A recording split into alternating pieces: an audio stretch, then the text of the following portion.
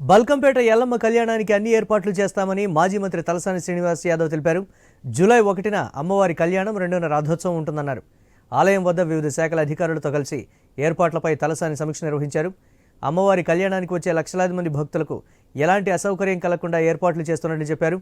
అధికారులు సమన్వయంతో పనిచేయాలని తలసాని సూచించారు.